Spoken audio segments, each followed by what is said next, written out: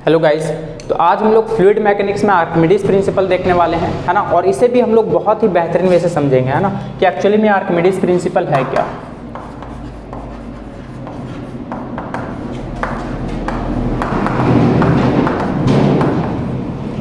ठीक है, ये आर्किमिडीज प्रिंसिपल को सबसे पहले हम लोग डिफाइन करते हैं जल्दी से, है ना। According to Archimedes principal,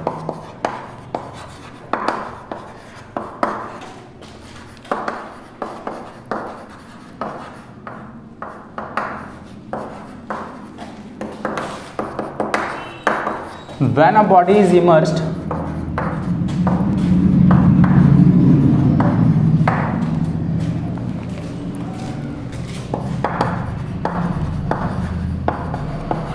partially or wholly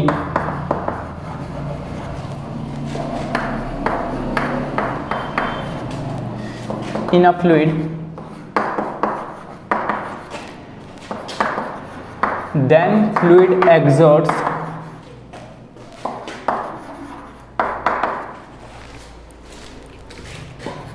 an upward thrust on the body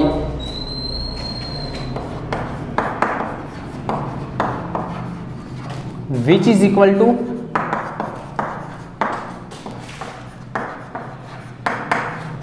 weight of the fluid displaced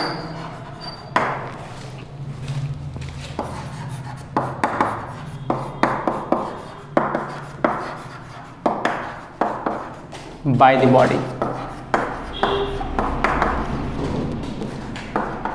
चलिए, इसे हम लोग बहुत ही बेहतरीन वे से समझते हैं, लेकिन कुछ बेसिक बात आप लोगों को पता होना चाहिए, वो चीज़ मैं बता देता हूँ थोड़ा सा।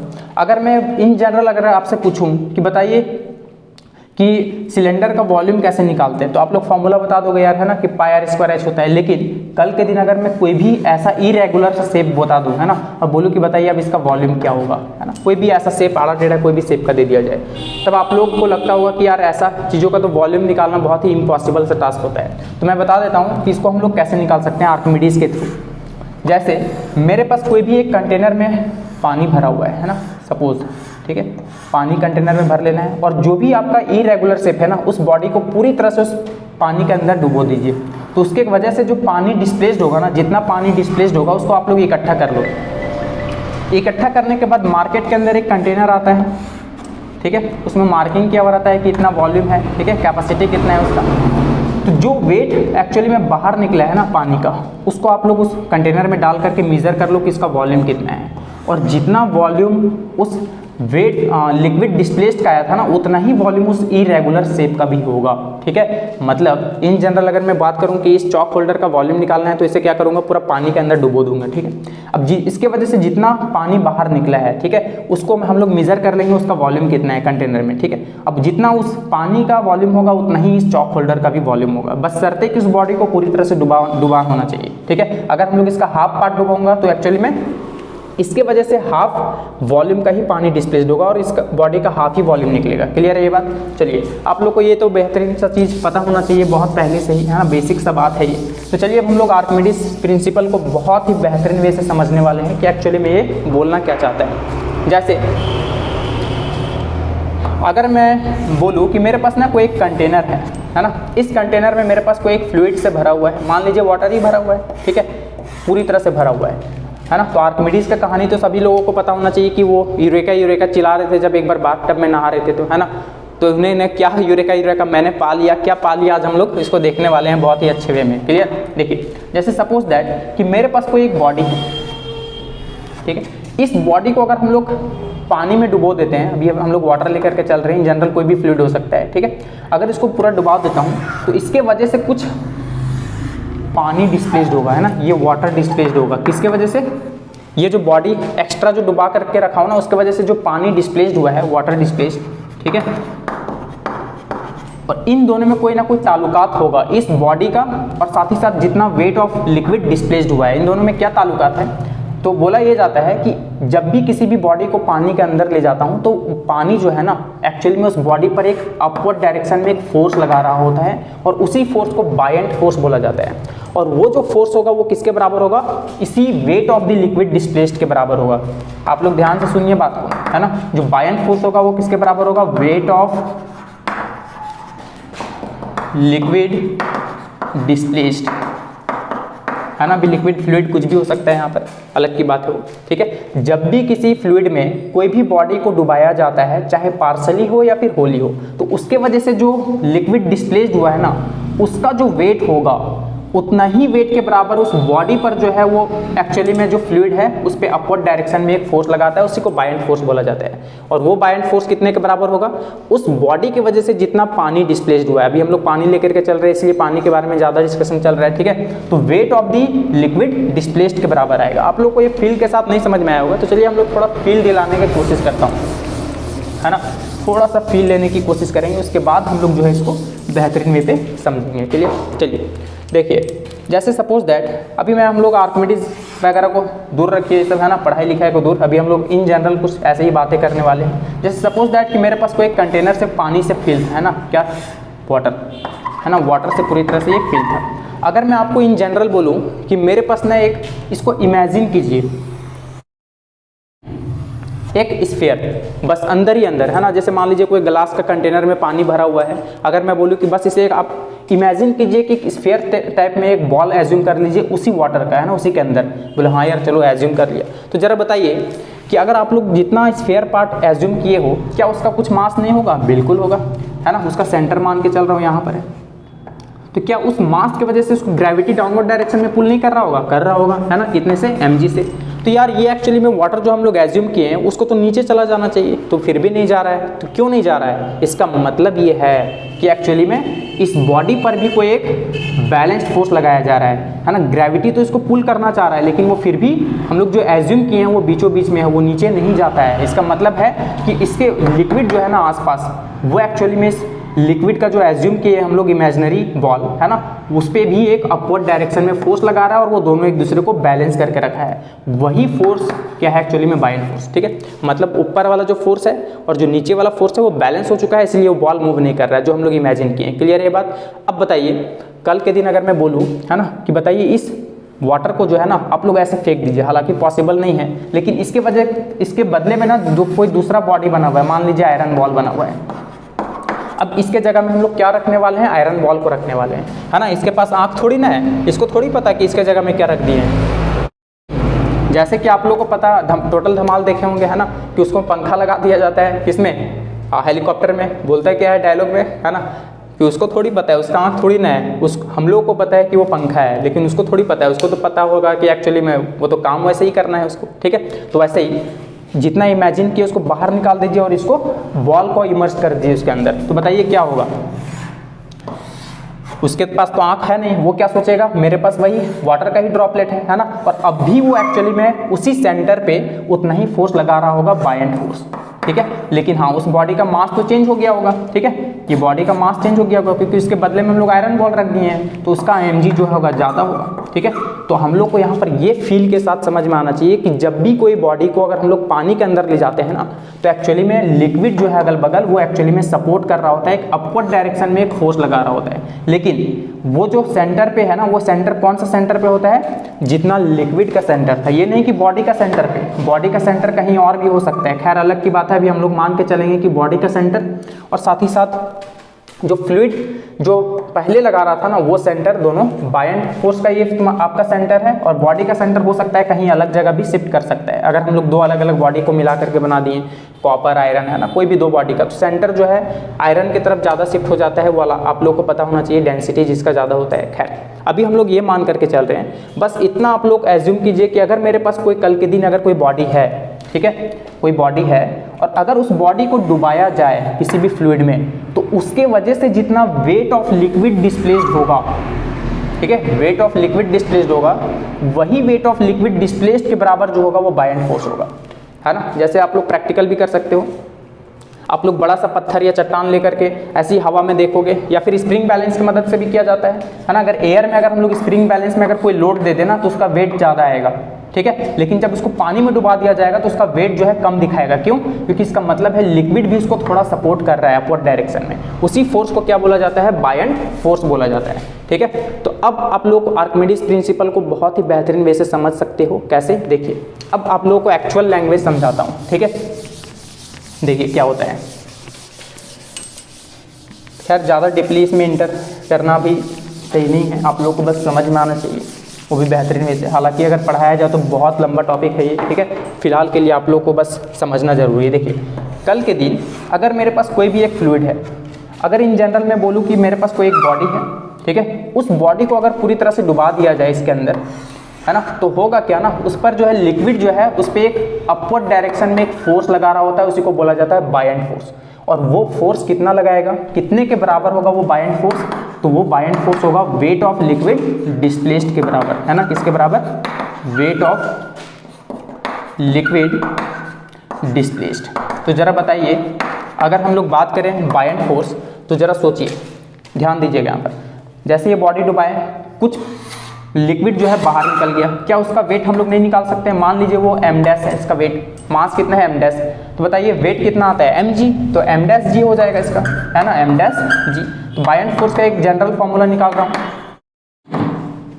मास को अगर हम लोग डेंसिटी के टर्म में लिखें तो वाटर का डेंसिटी अभी मान लीजिए सपोज दैट रो मान के चल रहा हूँ, तो छोटा सा बॉडी का पार्ट भी जो लिक्विड डिस्प्लेस्ड हुआ उसका भी डेंसिटी रो ही होगा, क्योंकि डेंसिटी जो है डिपेंड थोड़ी करता है अमाउंट पे डिपेंड नहीं करता है वो। तो बताइए डेंसिटी इज इक्वल टू क्या होता है, मास बाय वॉल्यूम। कितना मास था लिक्विड का, m डैश बाय वॉल्यूम। मान लीजिए इस बॉडी का वॉल्यूम जितना होगा उतना ही इसका भी वॉल्यूम होगा, क्योंकि पूरा डुबाए हम लोग, ठीक है। या मान लीजिए जितना वॉल्यूम डिस्प्लेस्ड हुआ है वाटर का, ठीक है, वही वॉल्यूम ऑफ लिक्विड डिस्प्लेस्ड है। तो बताइए m डैश का वैल्यू कितना आ जाएगा, रो v। तो बताइए यहाँ पर रो v g। तो ये है आप लोग का बायएंट फोर्स का फॉर्मूला, है ना, रो v g। लेकिन ध्यान रहे कि ये जो रो है ना वो किसका है, लिक्विड का है, और ये जो वॉल्यूम है वो किसका वॉल्यूम है, वॉल्यूम ऑफ लिक्विड डिस्प्लेस्ड। क्या है ये, वॉल्यूम ऑफ लिक्विड डिस्प्लेस्ड है। ध्यान रहे ये सब चीज़ में मिस्टेक नहीं होना चाहिए, ना, वॉल्यूम ऑफ लिक्विड डिस्प्लेस्ड। कल के दिन अगर मैं इस बॉडी को हाफ डुबाऊं, ठीक है, तो ये नहीं कि इस बॉडी का वॉल्यूम ले लिया जाए, जितना लिक्विड वॉल्यूम डिस्प्लेस्ड हो रहा है ना, जो लिक्विड डिस्प्लेस्ड हो रहा है उसका वॉल्यूम लिया जाता है। क्लियर है बात, है ना, वॉल्यूम ऑफ लिक्विड डिस्प्लेस्ड। अगर मैं इन जनरल अगर किसी भी बॉडी के बारे में बात करूं तो उसका भी जो फोर्स होता है ना वो रो वी जी ही लिखा जाता है। मान लीजिए इस बॉडी का भी डेंसिटी कुछ ना कुछ होगा, मान लीजिए रो है, उसका मास भी कुछ ना कुछ होगा, हाँ होगा। तो बताइए इस पर बॉडी फोर्स कितना लग रहा होगा डाउनवर्ड डायरेक्शन में, mg। अगर m को भी डेंसिटी के फॉर्म में लिखूँ तो कैसे लिखेंगे बताइए, मान लीजिए इसका वॉल्यूम v है, तो density is equal to mass by volume, तो मास को कैसे लिखेंगे, रो v, है ना, रो वी जी। बताइए बॉडी का भी फोर्स रो वी जी होता है और यहाँ बायएंट फोर्स भी रो वी जी है, लेकिन फर्क क्या है, फर्क ये है कि यहाँ जो वॉल्यूम लिया जाता है वो वॉल्यूम ऑफ लिक्विड डिस्प्लेस्ड लिया जाएगा, और यहाँ पर जो वॉल्यूम लिया जाता है वो बॉडी का वॉल्यूम लिया जाता है। क्लियर है बात, तो ये बात आप लोगों को समझ में आना चाहिए। तो गाइज जब भी आप लोग आर्किमिडीज प्रिंसिपल के बारे में आप सोचो तो बस दिमाग में दो चीज़ आना चाहिए। पहला चीज़ क्या, कि जब भी किसी भी बॉडी को अगर किसी फ्लूइड में डुबाया जाता है तो जितना वेट का फ्लूइड डिस्प्लेस्ड होता है ना, उतना ही वेट ऑफ फ्लूइड के बराबर जो है बॉडी पर एक फोर्स लग रहा होता है अपवर्ड डायरेक्शन में। क्लियर है, तो बायएंट फोर्स जो होता है वो वेट ऑफ लिक्विड डिस्प्लेस्ड के बराबर होता है, ठीक है, रो वी जी। चलिए नोट कीजिए इसे जल्दी से, उम्मीद करते हैं आप लोग नोट कर चुके होंगे। तो गाइज हम लोग सीख चुके हैं कि एक्चुअली में आर्किमिडीज प्रिंसिपल क्या होता है। तो अब हम लोग सीखने वाले हैं अपरेंट वेट, है ना, हम लोगों का टॉपिक है अपरेंट वेट। तो ये अपरेंट वेट क्या है, हम लोग इसको भी बहुत ही बेहतरीन वे से समझने वाले हैं। तो चलिए स्टार्ट करते हैं। जैसे मान लीजिए मेरे पास कोई एक कंटेनर है और उस पर कोई फ्लूइड भरा हुआ है ना, मान लीजिए वाटर सपोज, ठीक है, कि पूरी तरह से वाटर से भरा हुआ है। अब जैसे कि बताया था कि अगर कोई भी बॉडी को अगर कोई भी फ्लूइड में अगर डुबाया जाता है तो फ्लूइड जो है उस बॉडी पर एक अपवर्ड डायरेक्शन में एक फोर्स लगा रहा होता है, उसी को बायएंट फोर्स बोला जाता है ना। और वो जो बायएंट फोर्स होता है वो weight of the liquid displaced के बराबर होता है, ठीक है। ये तो आप लोग बहुत ही बेहतरीन वे से समझ चुके होंगे। तो आज का हम लोग का टॉपिक है कि जैसे सपोज दैट कि मेरे पास कोई एक बॉडी है ना, मान लीजिए कि m मास का बॉडी है, अगर मैं इसे हवा में रखता तो इसका एक्चुअल वेट हम लोगों को कितना नज़र में आता, इसका एक्चुअल वेट कितना हो जाता है, एक्चुअल वेट, तो एक्चुअल वेट होता हम लोगों का mg, ठीक है, mg के बराबर होता, ठीक है। अगर मैं इसका डेंसिटी के टर्म में लिखता, अगर मान लीजिए इस बॉडी का भी कुछ ना कुछ डेंसिटी होगा, तो इसका डेंसिटी रो मान के चल रहा हूँ, तो और इसका वॉल्यूम मान लीजिए v है, तो अगर डेंसिटी के फॉर्म में लिखूँ तो density is equal to mass by volume होता है। तो मास कितना हो जाएगा, डेंसिटी इंटू वॉल्यूम। तो m के जगह पुट कर दीजिए density into volume into g. देखिए इसका भी फॉर्मूला रो वी जी आ रहा है, लेकिन मैं बताया था कि एक्चुअली में इसमें फ़र्क है। क्या फ़र्क है कि यहाँ पर डेंसिटी ये बॉडी का है और ये वॉल्यूम बॉडी का है, और जी तो पता ही है कि जी ही होता है। और अगर कोई फ्लूइड में अगर इसे डाल देता हूँ तो वहाँ पर जो रो वी जी आता है ना, वो जो बाइंड फोर्स आता है, वहाँ पर रो किसका होता है, वो फ्लूइड का होता है, लिक्विड का। और V वॉल्यूम किसका होता है, वॉल्यूम ऑफ लिक्विड डिस्प्लेस्ड, है ना। जितना वॉल्यूम का लिक्विड डिस्प्लेस्ड करेगा वो वॉल्यूम लिया जाता है, बॉडी का वॉल्यूम नहीं लिया जाता है। हाँ, ये अलग की बात है कि अगर पूरा बॉडी को अगर डुबा दिया जाए, ठीक है, तो पूरा बॉडी के वॉल्यूम के बराबर ही वो लिक्विड डिस्प्लेस्ड होता है, वो अलग की बात है, ठीक है। लेकिन अगर हाफ सबमर्ज करूँ लिक्विड पर तो वो हाफ वॉल्यूम लिक्विड मतलब डिस्प्लेस्ड होगा। तो यहाँ पर जो वॉल्यूम लिया जाता है वो वॉल्यूम ऑफ लिक्विड डिस्प्लेस्ड लिया जाता है। खैर वो अलग की बात है, वो आप लोग समझ सकते हो। फिलहाल एक्चुअल वेट हम लोग को इतना समझ में आना चाहिए, mg लगेगा, ठीक है। अब कल के दिन अगर मैं सपोज दैट जैसे कि बताया कि एक्चुअली में अगर इस बॉडी को पानी के अंदर डाल दूँ या फ्लूइड के अंदर डाल दूँ, ठीक है, तो ये एक्चुअली में mg जो है डाउनवर्ड डायरेक्शन में लग रहा होगा, लेकिन इसको एक सपोर्टिव भी तो कर रहा होगा ना, एक सपोर्ट कर रहा है। बायंट फोर्स जो है इसको अपवर्ड डायरेक्शन में लगा रहा है। तो हम लोग को वहाँ पर कितना फील होने वाला है, जैसे सपोज दैट आर्किमिडीज में तो हम लोग सीख चुके हैं कि किसी भी बॉडी पर एक लिक्विड जो होता है, जो फ्लूइड होता है, वो अपवर्ड डायरेक्शन में एक फोर्स लगाता है, उसी को बायंट फोर्स बोला जाता है। जैसे अगर अब हम लोग सपोज दैट इसको अगर लिक्विड में नहीं डुबाते, अगर इसका बाहर में अगर मान लीजिए 100 न्यूटन का फोर्स लगता, कितना लगता, 100 न्यूटन का। अब जैसे ही फ्लूइड में डुबा दिया, सपोज दैट कि इसको 20 न्यूटन का जो है अपवर्ड डायरेक्शन में लगा रहा है ना, और 100 न्यूटन तो हवा में पहले ही लग रहा था। तो बताइए इसमें नेट अब कितना बचने वाला है, हम लोग को कितना फील होने वाला है। तो हम लोग को अब 100 - 20 इट मीन्स 80 न्यूटन का वेट जो है हम लोग इसको समझ लीजिए फील होने वाला है। वही हम लोग का एपरेंट वेट है। एपरेंट वेट क्या होता है, जब भी किसी बॉडी को अगर हम लोग ऐसे ही एयर में अगर हम लोग रखे हैं तो उसका एक्चुअल वेट हम लोगों को समझ में आएगा, ठीक है। लेकिन जैसे ही इसको पानी के अंदर लेके चले जाऊं तो इसमें एक्चुअली में होगा क्या, बायंट फोर्स जो है इसको अपवर्ड डायरेक्शन में एक फोर्स लगाएगा, जिसके वजह से हमको नेट फोर्स जो है ना थोड़ा डिक्रीज करता हुआ नजर आएगा। आप लोग प्रैक्टिकल भी कर सकते हो इससे रिलेटेड, है ना। क्या करोगे कि आप लोग कोई भी बड़ा सा पत्थर या चट्टान ले लो, आप लोग हवा में देखिए तो आप लोग को ज़्यादा वजन फील होगा, लेकिन जैसे ही पानी में लेकर के जाओगे तो आप लोग को थोड़ा कम फील होगा। क्यों कम फील होगा, क्योंकि लिक्विड भी जो है एक अपवर्ड डायरेक्शन में एक बायंट फोर्स लगाता है जो आप लोग को सपोर्ट कर रहा होता है। क्लियर है। तो चलिए हम लोग इसको एक जनरल फॉर्मूला बना लेते हैं, हाँ, जल्दी से, कि क्या होता है ये एपरेंट वेट, है ना, कितना होने वाला है। तो चलिए इसे भी रफ कर देता हूँ। चलिए देखिए, जैसे कि मैंने बताया था कि अभी जैसे ये कंटेनर था हम लोग के पास, तो इस कंटेनर में अगर कोई फ्लूइड से भरा हुआ है, अगर मैं इस बॉडी को अगर हवा में रखता हूँ सपोज दैट, लेकिन अभी फ्लूइड में डुबा करके रखता हूँ, इसका m मास का बॉडी है, तो इस पे mg का वेट लग रहा होता, ठीक है। यही हम लोग का एक्चुअल वेट है। क्या है, एक्चुअल वेट, है ना, एक्चुअल वेट। और बायंट फोर्स जो है लिक्विड जो इस बॉडी पर लगा रहा होगा, ऊपर के डायरेक्शन में लगा रहा होगा। तो बताइए पानी के अंदर हमको कितना फील होने वाला है। तो एक्चुअल वेट में से ये बायंट फोर्स को सब्ट्रैक्ट करना पड़ेगा, तब पता चलेगा कि नेट हम लोग को कितना फील होने वाला है। तो देखिए एपरेंट वेट का फॉर्मूला बन गया, है ना। एपरेंट वेट का क्या फॉर्मूला बन गया, एक्चुअल वेट, है ना, एक्चुअल वेट जितना बॉडी का है माइनस बायंट फोर्स, है ना, बायंट फोर्स सब्ट्रैक्ट हो जाएगा क्योंकि ये सपोर्ट कर रहा है। तो बताइए एक्चुअल वेट कितना है, mg है, ठीक है, माइनस बायंट फोर्स को fb से दिखाया जाता है। और ये बायंट फोर्स कितना होता है हम लोग आर्किमिडीज प्रिंसिपल में देखें, आप लोग देख सकते हो, अच्छे से समझ सकते हो, ठीक है। तो बस जरा बताइए, अगर मैं इस बॉडी का डेंसिटी को अगर रो मान के चलूँ और इस लिक्विड का डेंसिटी को सिग्मा लेके चलूँ, है ना, ताकि कंफ्यूजन ना हो, और इसका वॉल्यूम जो है सपोज दैट v है, ठीक है। हालांकि अभी जितना पूरा बॉडी को सबमर्ज किया हूं तो पूरा लिक्विड डिस्प्लेस्ड होगा v वॉल्यूम के बराबर ही, तो दोनों का वॉल्यूम अभी सेम ही होगा। लेकिन अगर हाफ सबमर्ज करूं तो अलग अलग हो जाएगा, ये बात आप लोग समझ सकते हो। तो बताइए एक्चुअल वेट को अगर डेंसिटी के फॉर्म में लिखूं तो इस बॉडी का डेंसिटी कितना है, रो इंटू वॉल्यूम कितना है v, तो रो vg आएगा, माइनस बायंट फोर्स कैसे लिखा जाता है आप लोग समझ सकते हो। तो इसका लिक्विड का डेंसिटी कितना है, सिग्मा, है ना। वॉल्यूम कितना डिस्प्लेस्ड होगा, अभी तो पूरा बॉडी को डुबा के रखा हूं तो पूरा बॉडी के वॉल्यूम के बराबर आएगा, तो v के बराबर आएगा, है ना, और इनटू g, सिग्मा vg, ठीक है। तो जरा बताइए ये v क्या है, इन दोनों में आसमान जमीन का फर्क है। ये रो है बॉडी का डेंसिटी और ये v है वॉल्यूम बॉडी का, लेकिन यहाँ जो सिग्मा है वो लिक्विड का डेंसिटी होता है और ये v वॉल्यूम किसका है, वॉल्यूम ऑफ लिक्विड डिस्प्लेस्ड, है ना। बायंट फोर्स लिखने टाइम बताया था मैंने, है ना, कि एक्चुअली में ये v जो वॉल्यूम होता है ना, वो वॉल्यूम ऑफ लिक्विड डिस्प्लेस्ड होता है। वो अलग की बात है कि अभी बॉडी के वॉल्यूम के बराबर ही आ जाएगा। क्यों? क्योंकि अभी पूरा बॉडी को सबमर्ज कर दिया हूँ, ठीक है। अगर हाफ बॉडी को सबमर्ज किया जाए तो यहाँ पर तो वॉल्यूम पूरा का पूरा बॉडी का लेना पड़ेगा, लेकिन यहाँ पर बॉडी का हाफ लेना पड़ेगा, है ना। जितना लिक्विड डिस्प्लेस्ड करेगा वॉल्यूम, उतना ही वॉल्यूम लेना पड़ता है। क्लियर ये बात? तो ये है आप लोगों का एपरेंट वेट। उम्मीद करता हूँ कि आप लोगों को बहुत ही बेहतरीन वे से समझ में आ गया होगा। तो गाइज आज के लिए इतना ही, थैंक यू।